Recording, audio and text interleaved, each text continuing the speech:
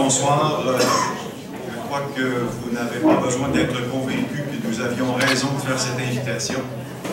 Nous avions raison de penser que Christian Rioux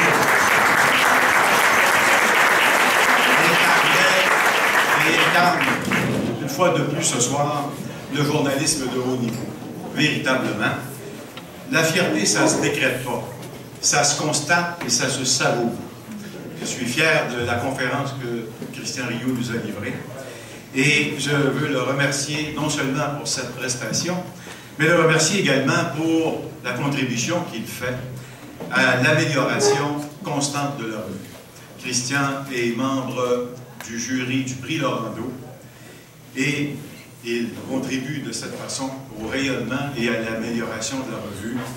Et c'est un grand service qu'il nous rend, puisqu'il travaille à cette délibération avec la même rigueur, avec le même refus de la complaisance, qui fait en sorte que d'une année sur l'autre, nous avons à cette occasion nos 4 vérités. Et ça fait du bien, parce que c'est comme ça qu'on pourra continuer d'avancer. Vous le savez, vous le lisez, la qualité de sa langue, la clarté de sa pensée, mais surtout l'audace de sa pensée critique, nous sont absolument nécessaires. La chronique de Christian Rioux, dans Le Devoir, c'est la preuve vivante que nous avons besoin d'instruments et d'acteurs pour résister à l'enfermement dans la médiocrité canadienne. C'est non seulement une fenêtre sur le monde qu'il nous offre, mais c'est surtout un point de vue québécois sur le monde. Parce qu'avoir un point de vue sur le monde, c'est la seule exigence qui vient avec celle de la liberté. Les minorités n'ont pas de point de vue. Elles n'ont que des craintes et des réflexes défensifs.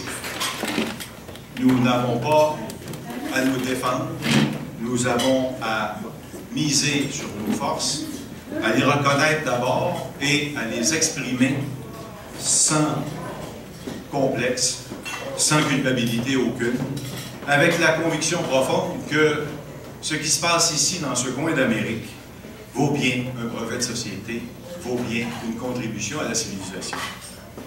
Évidemment, une lecture québécoise, dans le contexte actuel, c'est toujours un peu beaucoup une espèce d'hérésie, au moment où, effectivement, de puissantes forces, à la fois internes et externes à notre milieu, à notre société, s'emploient à briser tous les repères symboliques qui pourraient effectivement constituer le ciment de la cohésion et de la cohérence nationale.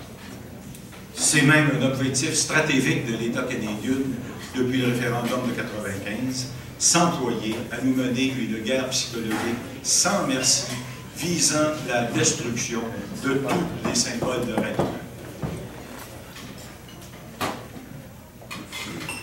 Il y a quelque chose d'absolument inouï qui s'est passé aujourd'hui, ce que les poètes surréalistes appelaient le hasard objectif. Christian Rioux parle aujourd'hui de la montée en puissance des nations. Or, aujourd'hui même, une petite nation d'Europe de 3 millions d'habitants vient de se dresser contre l'accord économique Canada-Europe.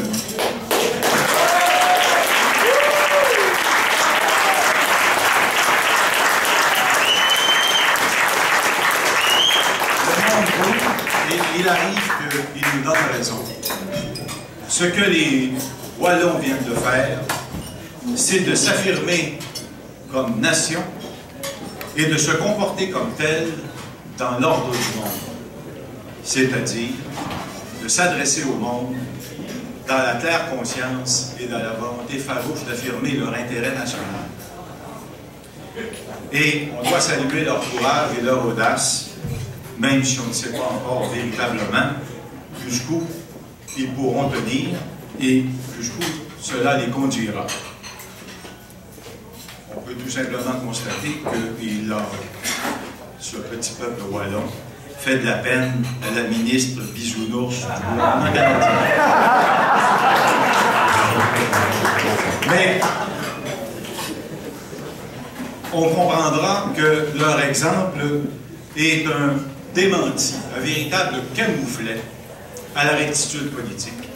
Un deuxième, après celui du Brexit, qui vient redire que les certitudes technocratiques et les prophéties marchandes trouvent sur leur chemin une chose aussi simple que la solidarité nationale. Et que cette solidarité, elle ne peut s'exercer que si nous nous faisons à nous-mêmes l'obligation de la pensée souveraine.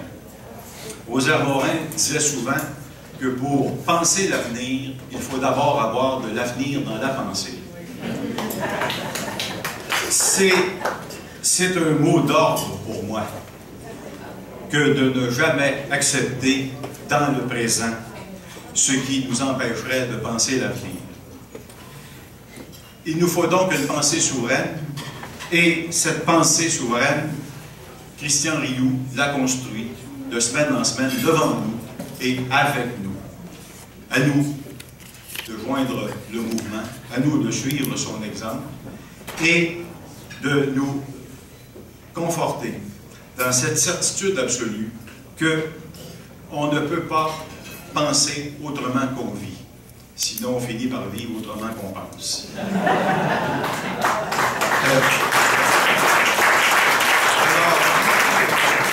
Un grand merci à Christian Rioux. C'est un véritable honneur que nous avons eu de l'accueillir ici ce soir et de pouvoir partager ensemble sa passion, notre passion pour la vie des idées et célébrer le même attachement à notre peuple et à son destin. Alors, j'espère que vous aurez le même bonheur à relire son texte dans les pages de l'Action nationale. Merci, bonne soirée.